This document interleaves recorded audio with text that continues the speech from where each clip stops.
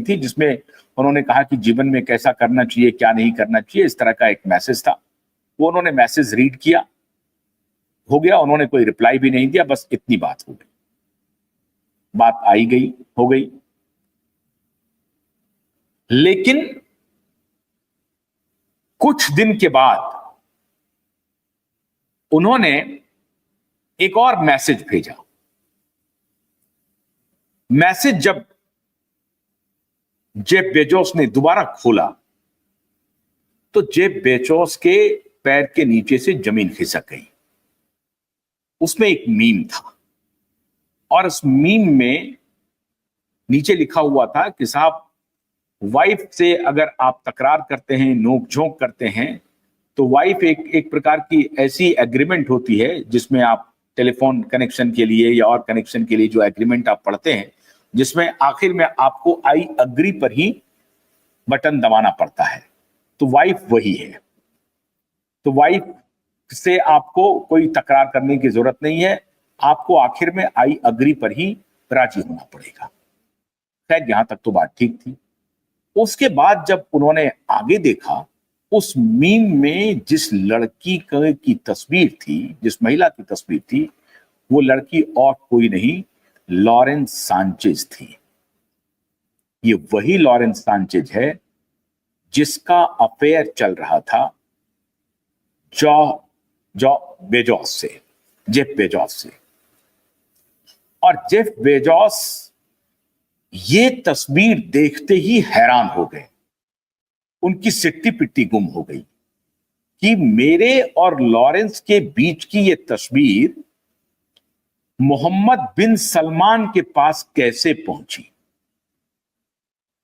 मोहम्मद बिन सलमान ने ये जो मैसेज भेजा, क्या अनजाने में भेजा था, या मोहम्मद बिन सलमान को इस बात की जानकारी थी कि लॉरेंस सांचेज कौन है। इस सब के ऊपर जेफ बेजोस अपना दिमाग लगाना शुरू कर दिए कि ये तस्वीर जो आई है, ये यूं ही आ गई या ये पूरे मार्केट में घूम रही है। जेफ बेजोस ने इसे पता करने की कोशिश की। बाद में पता चला कि ये जो तस्वीर लीक हुई है, ये तस्वीर तो एक अखबार है, पोर्टल है, डिजिटल पोर्टल भी है, अखबार भी है, नेशनल इंक्वायरर करके। नेशनल इंक्वायरर ने ये गॉसिप कॉलम में ये तस्वीर छापी है और नेशनल इंक्वायरर में लगातार जेफ बेजोस की ये तस्वीर छपती रही है। नेशनल इंक्वायरर एक ऐसी पत्रिका है, एक ऐसा न्यूज आउटलेट है जो इस तरह की गॉसिप की खबरें, बड़े बड़े सेलिब्रिटीज के अफेयर, सेलिब्रिटीज कहां जा रहे हैं, किससे मिल रहे हैं, इस तरह की खबरों को छापने का काम करते हैं। अब इन्होंने कोशिश की पता करने की नेशनल इंक्वायरर को यह खबर कहां से मिली। हुआ ये कि लॉरेंस सांचेज ने सांचेज को अपनी हैकड़ी दिखाने में कि देखो मैं कौन हूं और मैं आजकल किसको डेट कर रही हूं, उन्होंने कुछ तस्वीर अपने भाई से साझा कर दी थी, माइकल सांचेज से।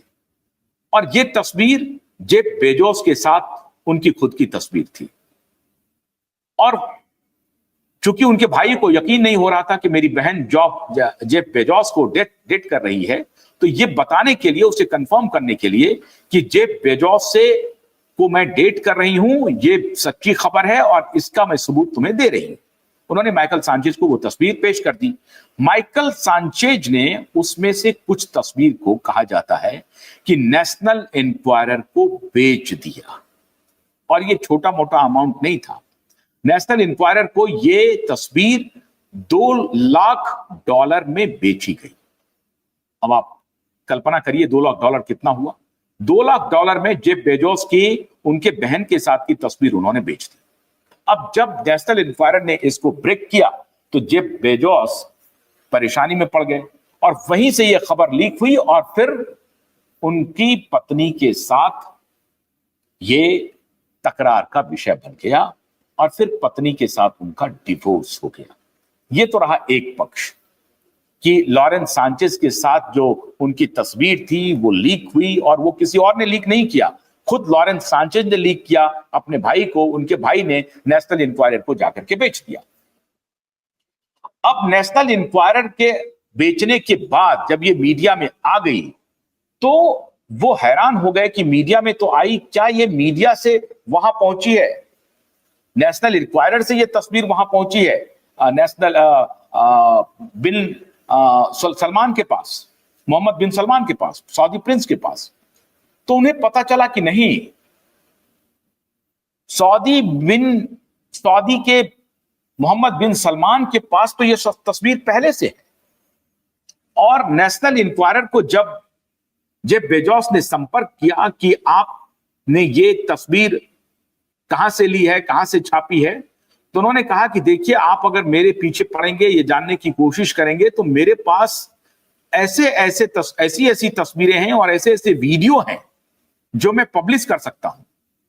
जेफ बेजोस डर गए कि पता नहीं उनके पास ऐसी कौन सी तस्वीर है, अंतरंग तस्वीर, जो उनके पूरे करियर को चौपट कर सकता है। घबरा गए जेफ बेजोस, क्योंकि जेफ बेजोस उस वक्त शादीशुदा थे।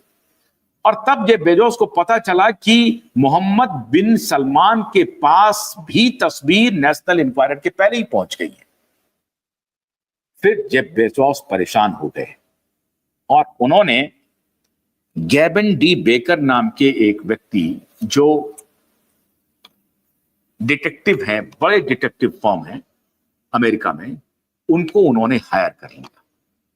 और गैबिन डी बेकर ने जब पता करना शुरू किया कि आखिर में ये तस्वीरें लीक कहां से हो रही हैं, ये सारे फोटोग्राफ्स, ये वीडियो जा कैसे रहा है, तो गैबिन बी बेकर को एक नंबर मिला और वो नंबर था सऊदी प्रिंस मोहम्मद बिन सलमान का।